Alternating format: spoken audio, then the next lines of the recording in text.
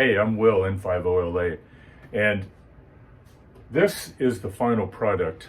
I usually start and show you just how crappy it looks, but I'm going to show you how beautiful it looks in the end, because we do succeed in this video. There are some moments where I don't think we're going to succeed, but we did do okay. This is the Heathkit HW-101. It's a classic 1970s, early 80s transceiver, and it's a bit of a bugbear to restore.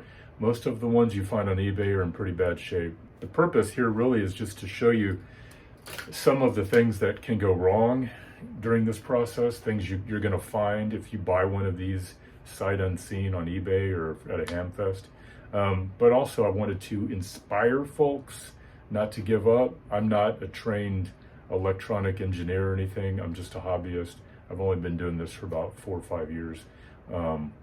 But if I can do it, you can do it for sure. Check this out. He said he would double box it, and he did, technically. I don't think this is what double boxing is supposed to achieve. There should be packing all around the inner box.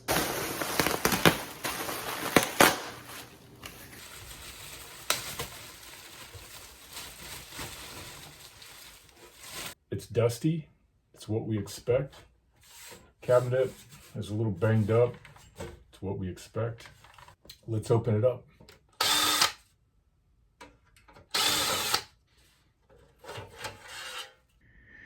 It's got dust. It's got spider webs. But it has all of its tubes. It has had some modifications. These used to be paper caps, so they've been replaced. That's good. Looks like Heathkit did some service on it at some point, 1976. That's a long time ago. Does not have belts, no problem. They're usually cracking anyway. Does it have finals? Yes, it does. So it's complete. It's one thing I'm looking for. And there it is. It's got a CW filter. Yeehaw! That right there adds about 50 bucks to the value. See, it's had this cap replaced. That's not the correct capacitor, but okay. More spider webs. Yeah, lots of spider webs. That's okay. We're going to deal with that. Let's fire it up. Okay, all wired up. First thing I'm going to watch for is meter deflection. I want to see the meter peg to the right and then slowly inch its way down. That's the first sign that the rig's working. And that's a good sign. Now we're looking for smoke, fire, flames.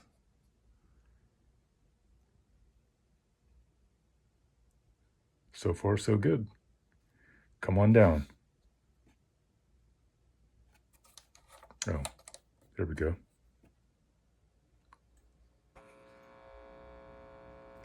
All right, we got a hum.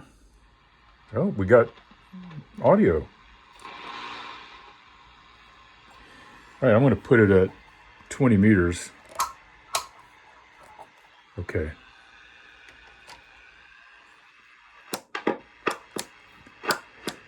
Obviously, all the switches will need to be well cleaned.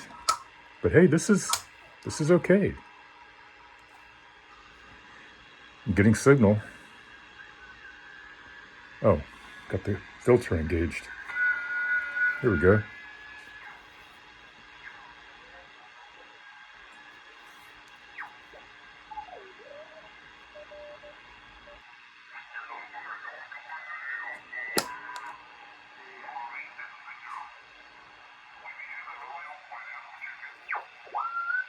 Okay, so audio is very tinny, but hey, this is a good beginning. In fact, it's an unrealistically good beginning. Usually when you turn these things on, you get a hum through the speaker, if that. You definitely don't get signal. So this is exciting. Let's push on. So in preparation for the sync scrub, I have removed the back panel. I have removed the top from the RF cage. I'm going to pull all the tubes out, including the finals. and then pull all the knobs. You can see where someone has gone through and replaced a few bad carbon comp resistors. These carbon comp resistors date the rig to the 70s. Later, they replaced these carbon composition with carbon film, which are more reliable. That's a carbon film. So we'll need to check all these resistors, make sure they're okay. There used to be a resistor here. Someone replaced it with a wire, which is per the service bulletin. So, and here's the printed electronic circuit, the PEC, which is there to help generate side tone. Later, in the early 80s, they replaced this with a small circuit board with components on it. So that's, again, dating this to somewhere in the 70s. So, sink scrub. We love the sink scrub because this is where we transform this eBay find into a veritable work of art. And I'm going to use plain old Ajax. Have some warm water. And a floppy brush. I'm just going to go in there and work that soap in there. Don't want to be so aggressive that we snap off any ceramic capacitors or anything like that. An old toothbrush works really great in these hard to reach locations. The only way you can hurt these rigs is by firing them up when they're not fully dry. We're going to take care of that. I'm going to take a close look around the tubes of the audio board. That's where a lot of the grunge is kind of baked on, but you know what? This is not bad. I'm going to take a small paintbrush and just go in there, try to get some of that grunge out of there, but you know what? It's not bad. I've seen people fuss over these with a Q-tip and alcohol, and you don't have to do that. Just scrub it in the sink.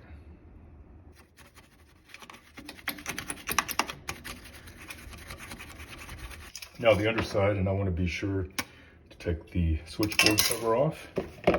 And same routine. Spray it down, scrub it with soap, rinse it off, and we're good. In the oven, 30 minutes at 170. So while that's happening, I'm going to take all these knobs and scrub them up with a toothbrush. They're in good shape, they're just dusty. See how they gleam. So while that's drying, let's go to the HW-101 shelf and take one down.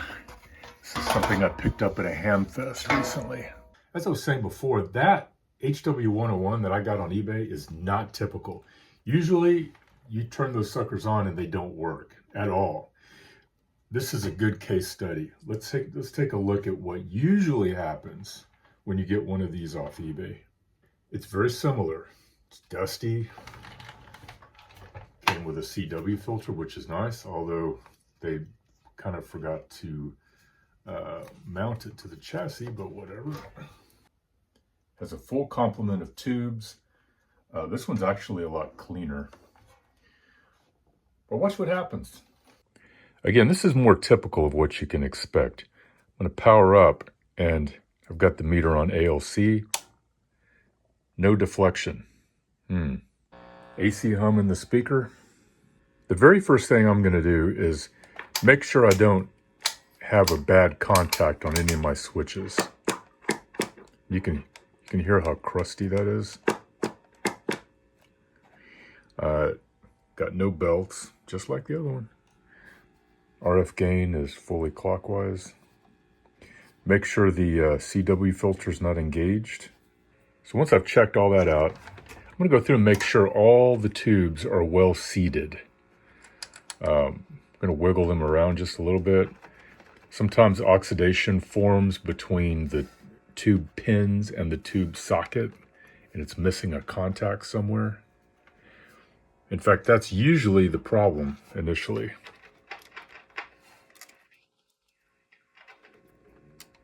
Got a microphonic You hear that? That's the product detector, and it is microphonic. All that means is that there's a problem somewhere else in the system. It's not necessarily that tube.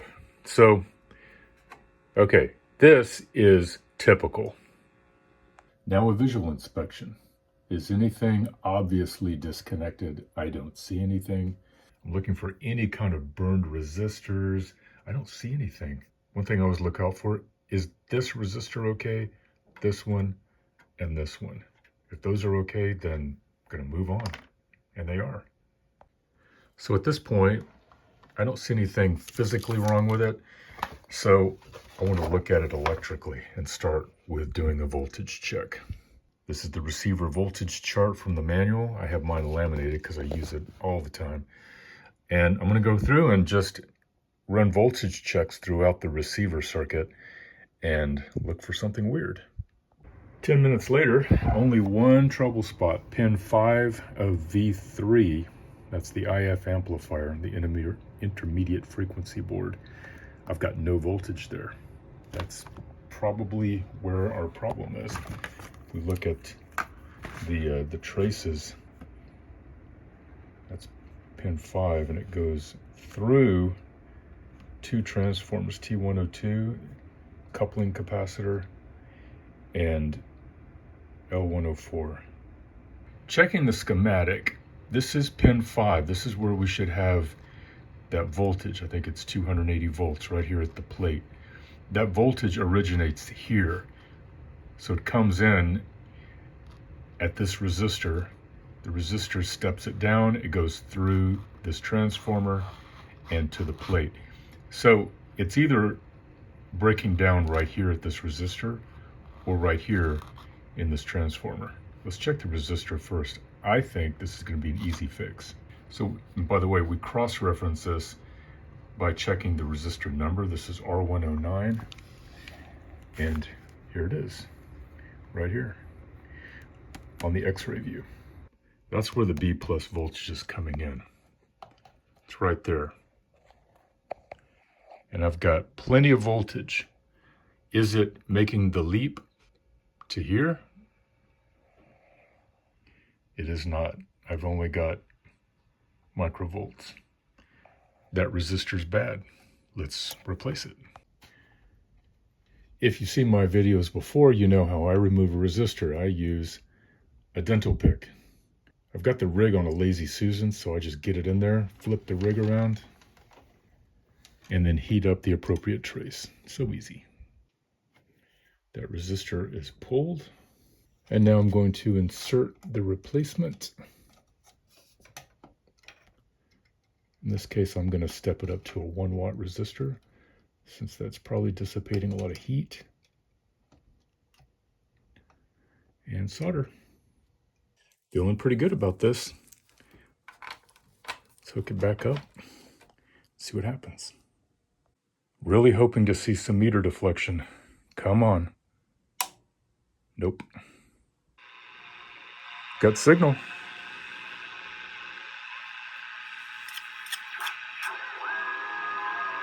Okay, so we have signal coming through. That was really the purpose of this exercise, to take a rig from no sound at all to static and signal coming through, and we did that. So at this point, I would go through and check every resistor. I would clean the band switch, the mode switch, any switches. I would clean these meter switches. They're really stuck. So yeah, again, this is not a rig I'm going to work on right now, but those are the steps you take. By cleaning the band switch and the mode switch, we're going to make a lot of headway on this rig one day, but not today, because we have another rig to work on. There's the end result. Take a good look at those boards, because they are beautiful.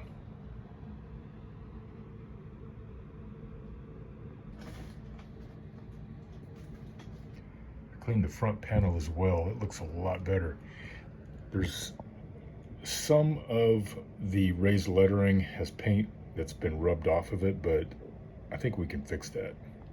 All right, time now to check all the resistors, and by God, there's about 100 of them on there. But you know what? Getting those checked all at once is so crucial. And to make it easier, I took these pages from the manual and I just put all the resistor values for each board on one page.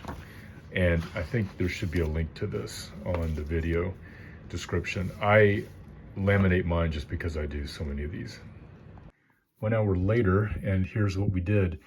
Went ahead and replaced both of these wire wound resistors. They take a lot of heat and they have a tendency to go out unexpectedly. I replaced this 33K resistor, which is recommended in the service bulletin. And man, I don't think I replaced anything else, except this was, someone had put in a 68 microfarad, it should be 10. And I also replaced these 4 diodes. See the blue diodes there? Those are germaniums originally. I replaced them with 1N5711 Schottkys. I don't know necessarily that those diodes were bad, but they do have a reputation for going out unexpectedly. Finally, this 200 ohm pot has to go. Right here, this is another one that will just go out on a dime. These small pots just, they don't stand the test of time too well. And here's what I'm going to replace it with. This is a modern equivalent. This is a 20-turn 200 ohm pot. I'm going to heat up the 3 pins of that 200 ohm pot. And once they're heated up, I'm just going to pull the pins out and leave the pot. It'll prevent there from being a big gaping hole. And that pot doesn't do any harm. It's just going to sit there dormant. Looks something like that. I shot some contact cleaner into these relay contacts and now just run this slip of paper back and forth between them. No sandpaper, just an ordinary slip of paper. Clean those contacts. Cleaned up all the tubes, just lightly brushed them off with a cloth and some Windex. Being careful not to scrub off any of the white lettering. See how this one, all the lettering is gone. I don't know where it went. So this 6EA8, I don't want to wipe that off because this is the same size, looks almost exactly the same as a 12AU7 or a 12AT7. So anyway, just want to be careful. Next, on they go to the tube tester. Good to do a visual inspection as well. Look at this audio tube, this 6GW8. Look how there's this kind of, I don't know, carbonization or something inside the envelope. Look at that. Since I had audio, I'm kind of thinking maybe that's just a one-time arcing event or something. I don't know. This is that 6GW8 and 2 sides of it need to be checked. One side tests pretty good. The other side, not so good. Hate to throw it away, that's a $30 tube, but out it goes. Bye-bye. When replacing the tubes, if you can, if you have them, use GE tubes at V3 and V4. That's recommended in the service bulletin. All the tubes back in place. Here's a new 6GW8, and wow, looking good. We've still got a long way to go, but let's just check in. See where things stand operationally. Full deflection, that's good. Coming down, that's good. No smoke, that's damn good. Oh wow.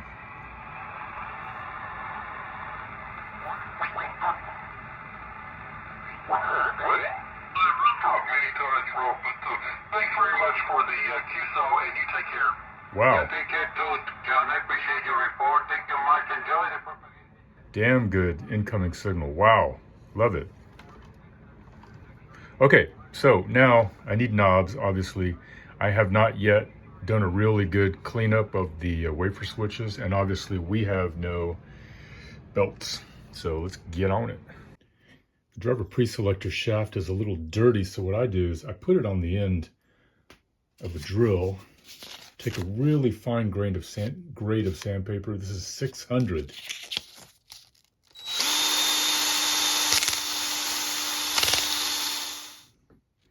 There's before and there's after. There it is. And yes, I like big fat belts.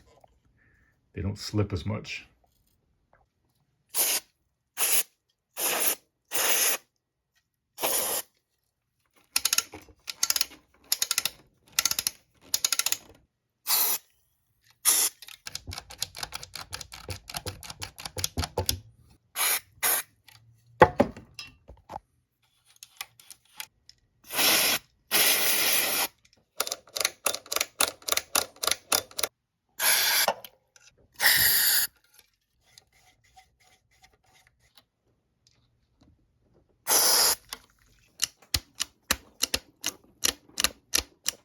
I feel like no restoration is complete without intensive care on the VFO.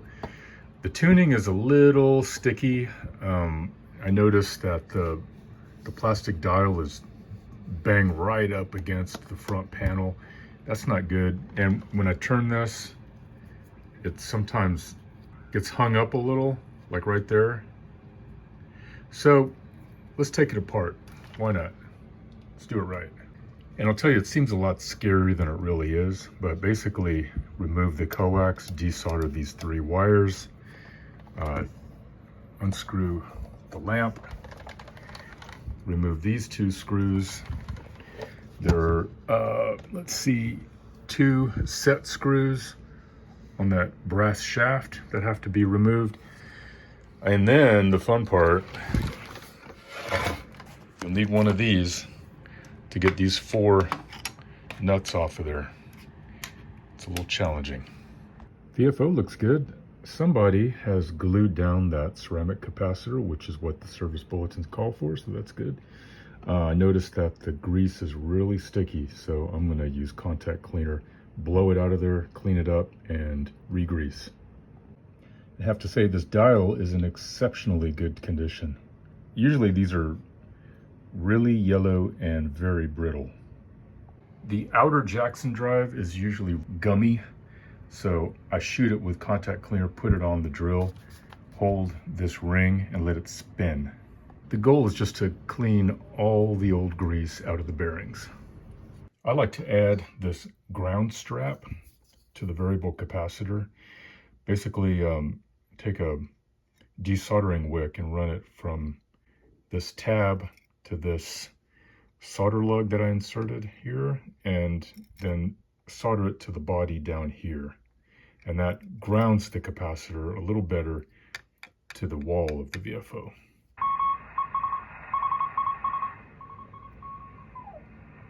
Nice smooth tuning. The dial moves freely. We don't have any warble at all.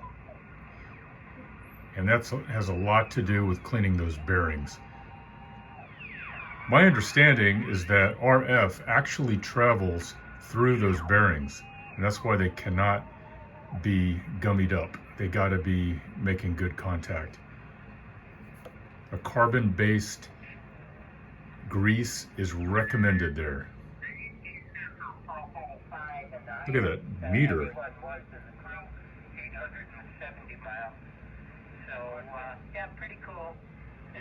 So I haven't aligned it yet. I think I'm going to do that next. I'm not going to go into all the nuances of doing an alignment because it's in the manual and I've got a special video on that. Just note, you need an alignment tool, and I do sell alignment tools on eBay. One thing I want to point out, if you are running through the bands and you hit a band and you're not getting any kind of calibrator tone or reception, it just sounds really dead, run a voltage check from chassis to that test point right there. You can also reach it from the front of the board. It's noted as TP. That gives you your heterodyne oscillator voltage. And if you don't have something like -1 or -2 or -3, somewhere in that range, and you're showing something like +0.03 or something, then your band is dead. And first, try to get that band going by adjusting the heterodyne oscillator coil for that band. Those are noted right here, and there are 3 bands here, here, and here, which are accessed on the front of the board. But adjust those heterodyne oscillator coils and see if you get any voltage. If you don't, there's a very good chance that the crystal for that band is dead. So that's how you check it. I have to tell you something. This receiver is hot. We seem to be doing the job just fine, over. Look at how low the volume is and how loud it is. Crazy. I don't usually find these rigs this responsive this fast. Usually it takes a lot of coaxing. But man, I'm really happy with this one. Okay, what's next? Well, I started the alignment process. Now I'm going to neutralize the finals. I'm going to null the carrier. That little blue thing that we just installed needs to be nulled properly. So I've got a few more steps left, and then I can find out how the RF output looks. I think it's going to be good. All right, finals are neutralized, carrier is nulled, and now comes the troubleshooting. First of all, I am getting no relay action when I go key down. So where do we turn with a problem like this? The manual. There are 3 areas where this problem could be lurking. It's either in the tone oscillator at V15. We know that's not the case because we're getting a side tone. Or it's in the relay amplifier, which is V12, and that's described at the very beginning of the transmitter circuit description. Right here. Or the problem is in the Vox amplifier, because the Vox amplifier triggers the relay amplifier when you go key down. So it's one of those 3. Let's do some voltage checks. Back to this. Turned out to be V17, and it wasn't even the tube. There was just a dirty contact in there.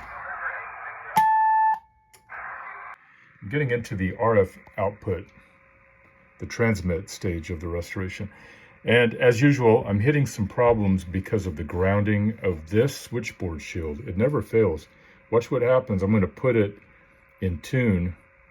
All I'm going to do is just squeeze the bottom of this shield and watch what happens.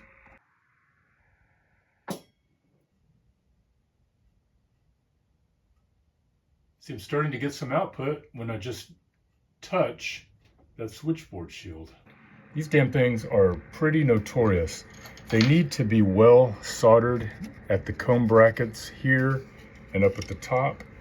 And there are 2 points here and here, I don't know if you can see that, where they must have a really good ground contact with the center pin of the tube socket. So I'm going to go through and try to tighten those up. I think this might be it. Even though I'm wiggling it on this side, I think the contact problem is at this tube socket ground connection right there. I don't think it's connecting. In fact, I know it's not. There it is. Rather than smear a bunch of solder on there and hope the connection doesn't break, I'm going to lay this piece of desoldering wick between the two and let it create a kind of bridge right there and solder both ends. Something like that. I'm also shoving a piece of braid right in that crack right there because I want to fill that with solder and make sure it doesn't break loose. One thing I want to point out, I learned this from one of my mentors. You know how you're aligning and you go through the receiver alignment in stages, starting with 80 meters and then jumping to 29 megahertz and then 21, 14, and 7, in that order. Well, after doing that and going through the rest of the procedure, when I'm in the transmitter alignment stage, I go back through, do this alignment again, making sure the driver pre-selector is set where it's supposed to be. But this time I do it in transmit. And so I'm looking at my meter and adjusting for fullest output adjusting the finals, of course. And that way you're really getting those driver grid and driver plate coils tuned according to the transmit output. It makes a big difference. Here's something else. I've got a hum in the speaker when my volume control is all the way down. It's not super noticeable, but it's there. What I'm going to do is I'm going to loosen all the screws on the audio board. Easiest access is from the back using one of these. And I take my nut driver, just get those nuts till they're almost to the full extent of the screw, because we want some play when we move that board up and down. By the way, the rig is off. I should point out the assumption here is that you started out with the boards already screwed down tight. That's something that should have happened early on in the restoration. I didn't point that out, but all these boards have to be screwed down tight. If you still have a hum, loosen the audio board screws so that the board is kind of like this. And now I'm going to take a piece of sandpaper. I'm going to spray that space between the chassis and the board. I'm going to take my sandpaper and run it up against these screws. There's a little lock washer in there, and that lock washer is what provides the ground contact between the trace on the board and the chassis. The board itself does not sit snug against the chassis. So the purpose of the contact cleaner and the sandpaper is just to get any carbonization or crap out of there so that these screws and the lock washers can make a good solid ground contact.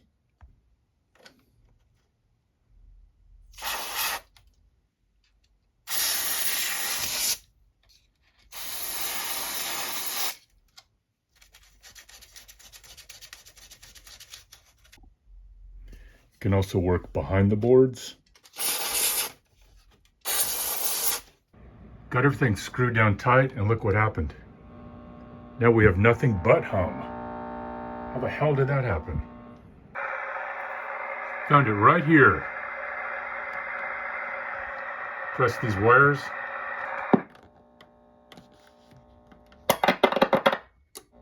Wow, what the hell is going on? So we found a fault. Look at those red wires right there. See that little spark? That's it, bad connection. And see, we would not have known about this if we had not messed around with that audio board. Check that out. Huh? Surprisingly enough, that's not my fault. That's just a poor solder connection that broke when we started messing with these wires on the wire harness. And that's a fix. You know, man, whenever people want to buy one of these rigs, I always tell them, bringing one of these radios into the home is like inviting grandma to come live with you. Grandma's gonna break her hip, and then when you get her hip fixed, her knee's gonna go out, and when her knees go out, she's gonna go deaf, gotta get her hearing aids, and then when that happens, so on and so forth. It never ends. So you gotta love these rigs if you're gonna bring them into your home. You know, they're 50, 55 years old, and there's just a lot of stuff on here that can break down. Another problem I'm encountering, some of these tube sockets, you have to move the tube just slightly this way or that to get it to engage. That means there's some carbonization inside the socket. At the moment, I don't have any brushes that are thin enough to get into those holes.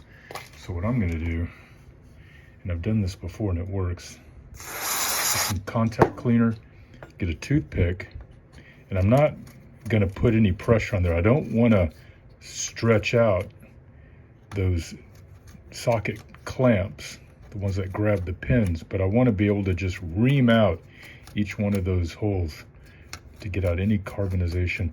Once I get about halfway through it, I'm gonna spray the other half because that stuff dries out really fast. Next, just to make sure each pin gets tension, I'm gonna just spread these out just a hair so that the tube is a little difficult to insert.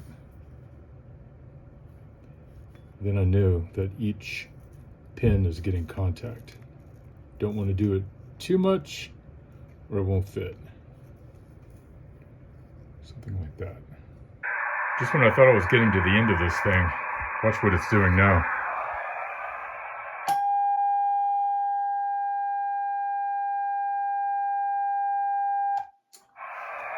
What the heck is that? So I plugged it into another one of my mini power supplies.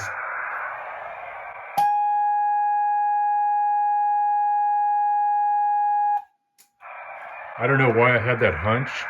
It just felt like, that's not a problem with the rig. That's from the power source. So now I get to figure out what's wrong with that baby. Sorry about my dirty floor. I've got rigs everywhere, by the way. Everywhere. First QSO.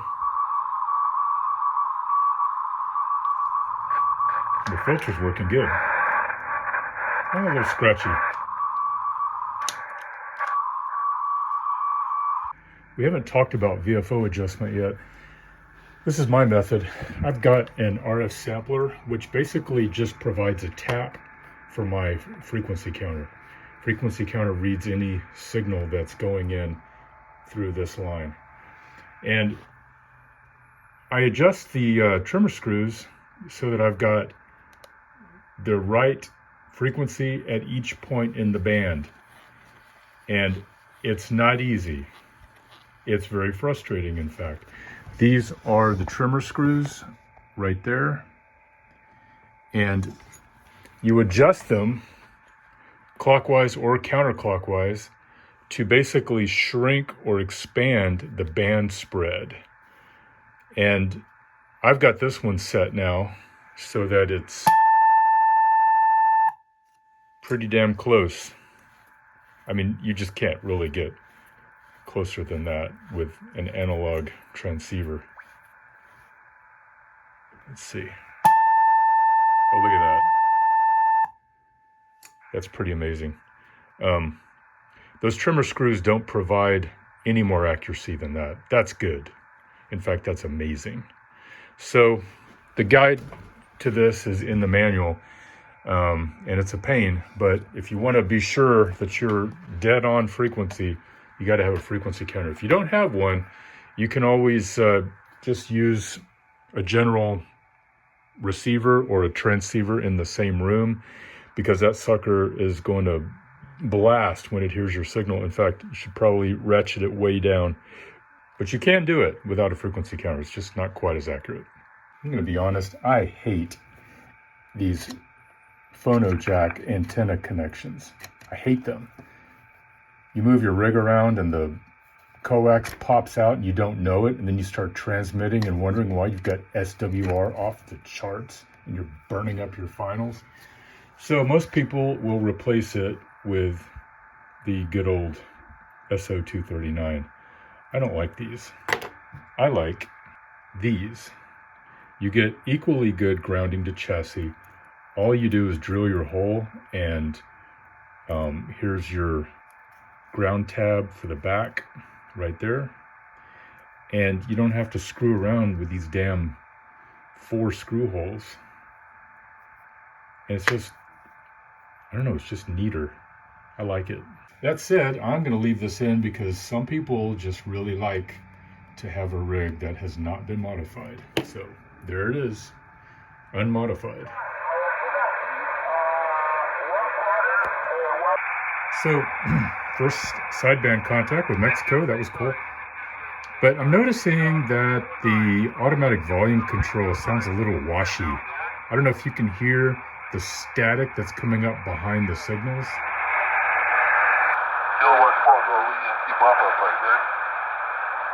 So it's bringing up the signal, but it's also bringing up the static. And there are 2 capacitors that are involved in the AVC, and I'm probably just gonna go ahead and replace them, because sometimes they test good, but they're not working correctly. I'm gonna replace this Mylar and this film capacitor.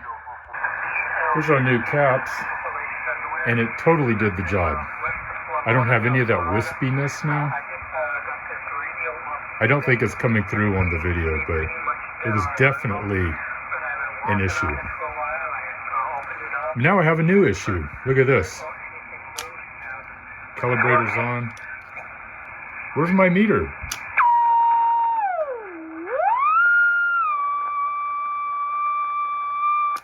Crazy. Let's go back to the IF board and see what could be wrong. Meter problems are right in this vicinity. Those 3 resistors right there, and these 2 tubes on the left. Sometimes these 6AU6 go gassy. It's a really sensitive circuit. Oh boy, it was working so well before too.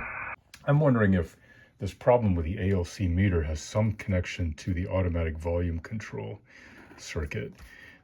Pin 1 on V13, that's the product detector. That's where the automatic volume control circuit basically begins or terminates. And when I did a voltage check on that pin, it should be like 0.5 or something, and it's negative 1.5. Okay, whatever. But when I engage the calibrator, it shoots up to negative 180. Wow. Much as I don't want to point out my own mistakes, this is that pad where we're getting all that negative voltage. And there is a bad solder point. Look at that. My bad. Let's fix it. Working like a charm. Moral of that story, check your work. Don't be like me. And your first recourse should be the voltage checks. It's really important to know where to look for them, find the problem, and then know what that problem means. What does that weird voltage actually signify? So let's get to the escutcheon next. First, we've got some old label grunge that we want to get off of there. Easy way, crud cutter. Just let it sit for about 30 seconds. Wipes right off. So we're back to this escutcheon. This is one I've got for practice. I've got this painting pen, and basically what I do is I just take it and just very lightly rub it over the raised letters. If you've got one of the escutcheons that doesn't have raised letters, then you're out of luck. This isn't perfect, but it definitely will bring it back. And there's the final result. It's not bad. On to the cabinet. This particular cabinet is a repaint. I don't know if you can tell. It's a glossy spray paint. The color's kind of okay. It doesn't quite match the finish, but it's not bad. But we got to do something about it. For one thing, there's a dent here that we need to take care of. You can see a little rise right here. I don't know if you can tell. There's a gash, which is going to be a little hard to deal with. So, and you can also tell it's a repaint because they painted right over the grommets. So, oh, and here there was a pre-existing gash that they painted right over. It's really hard to deal with gashes. You know, it's a lot of work to take these all the way down to the bare metal. If you have access to a sandblaster, you can do that. I don't have a machine shop. I do have a sander though, and so I'm going to put my orbital sander on this guy. I'm going to take these grommets out because I don't like painted grommets. That looks kind of dumb. And I do have my Heathkit custom spray paint. We're going to be using that. So let's get it sanded. Here's the bottom. It's in bad shape. It's going to need a repaint. What do we do about the silk screening? I'm going to get a thin piece of tape and just cover up this strip right here to protect that lettering. The bottom is actually the original paint. They didn't repaint this, I guess because they didn't want to lose the silk screening. but the paint I have is a very close match to this turquoise green.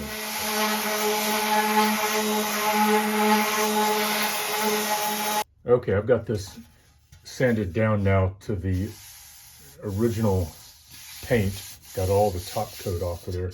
I want to deal with these lumps and bumps. There's a bump right here, a dip, and then there's a lump right here. So the way I deal with that, everybody's got their own way, but take a piece of wood, and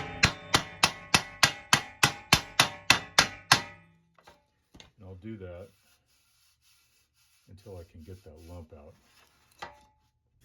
You never quite get it completely smooth that way, but the idea is to de-emphasize the lump or the bump. And it's always really important to use this piece of wood between it to transfer some of the energy. You don't want to just hit it directly with your hammer and then go the other way and have a bump sticking out of the metal on the front. So, by the way, here's one of the things about these HW-101s to keep in mind.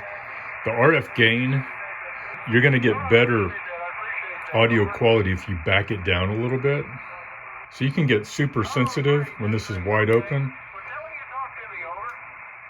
but when you turn it to about 3 o'clock, you get a slightly more stable response from louder signals. Anyone down south that likes to check in the net? This is November 5, Oscar Lima Alpha. Okay, November 5, the K7, stand by just a minute. I'm going to swing the antenna back to the north, right now the portion. This is the maritime. Okay, Kilo 5, Oscar Lima Alpha. You copy now, or WA4 YBC, over? Old Heathkit HW-101 that I just restored, and was hoping to get a little signal report, if you don't mind. Well, you get a big signal report. You've got 5X, you've got 5.8 on the end here, and your audio. No, that radio is working great for you. A good strong signal and a good audio, over. All right, that's good to know, and thank you so much. This is N5OLA. Oh, thank you very much. Love your trees, and please come back and join the maritime net. Putting the cabinet back on is the part that makes me nervous. This is where Murphy's Law kicks in and new problems crop up, and then you gotta take the cabinet back off again. Well, I'm gonna be optimistic. Touch-up paint really comes in handy for places like this. You can definitely see on the side where some of the old paint is missing, showing through under the new paint. This is why, if I had the choice, the cabinet's just mildly scratched and scuffed, I'd rather just leave the scratches and scuffs, honestly. But this rig was repainted badly and it needed work. Didn't have a choice. Well, it's the next day. Remember when I said that as soon as you put the cabinet on, things go wrong? So I wanted to check the output on all the bands. It started on 80, and look what I've got. To 0. And it's on all bands. It's maddening. It is totally, yesterday it worked great. Let's look it over. So in a situation like that, first thing I do is visual inspection, touch the tubes, make sure none of them have gone cold, make sure none of the tops have turned white. Oh, let's fix that. And then I do a voltage check, and guess what? Tube V5 should have 147 volts at that pin. It's got 2.1 volts. And then when I check the tube, check that out. It's got a leak or a short. It's a bad tube. That doesn't happen all the time. It doesn't happen very often at all, especially a 6EA8, but it does happen.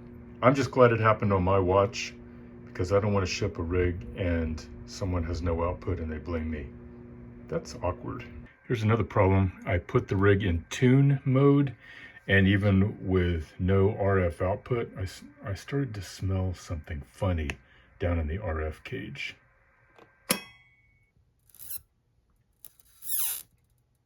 It's that mica capacitor. Yikes. Okay, that's enough. It could be a failed mica capacitor, or the neutralization may have gone wonky. So just to be sure, I'm going to do another neutralization. I'm going to disconnect that 100 ohm resistor. You see that lead that's hanging there. Also remove the 800 volts, being very careful that that wire doesn't touch anything. Good idea to put some electrical tape on it. This is my homemade RF probe. It's connected to this old school vacuum tube voltmeter. Rather than try to clip this right to the antenna jack, I'm going to just run a jumper like that. The instructions for this are in the service bulletins. I should have posted a link to that on this video description. Basically, all I'm going to do is set it for 28.5 megahertz, full output. I'm going to tune it, try to get a peak on that meter. Hopefully there won't be much of one, because then I'm going to adjust that neutralization screw right there for a minimum reading. That's it. So, and mind you, this is just like, I don't know, 1 watt of output, because we've disconnected the 800 volts to the finals. So with that, now I'm going to, I don't think I can do this and film it at the same time, but put it back in tune and adjust that screw until I get a minimum reading. Oh yeah. That is fully neutralized, and I do not know what happened before, but I'm kind of glad that mica went out. So now we know for sure we've got fully neutralized finals. All right, got it hooked up again. Now I'm going to do some output tests. No telling what caused that neutralization to change, but it's set now. And you know what? That's one of the benefits of old technology. You can't do that kind of RF probing with a modern digital voltmeter. These RF probes are very useful. Now, we could have done it with the oscilloscope. You'll note we haven't even turned on the oscilloscope for this entire restoration, and we didn't really need to. If I was having trouble with RF output and I needed to trace my signal, I would definitely want to use the oscilloscope, but we didn't need it. Okay, this is the part of the video where I show output on each band. And now that I think I've got all the kinks worked out of it, let's check it out. This is 80 meters. Nice. 40 meters.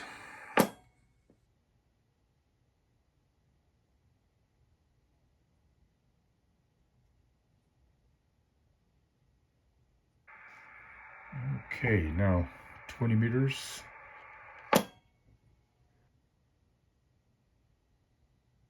Full output. 15. All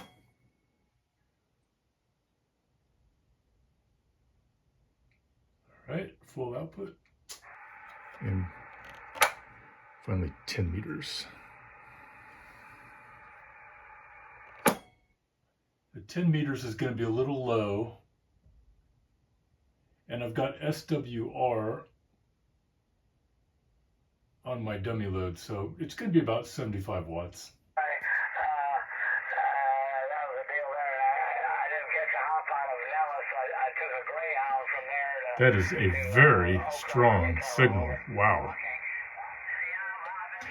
Well, anyway, I think we're done. I am going to keep this thing in operation for a while, run it daily, make sure no other tubes go out. That was really freaky. But like I said, Murphy's Law, as soon as you get that cabinet on there, something's going to go wrong. So I've got the cabinet on, but I'm not taking any chances right now. Anyway, a beautiful rig with a lot of problems, but it was definitely a worthy restoration, and I think it's going to make someone a fine rig. Thanks for coming along for the journey, and 73.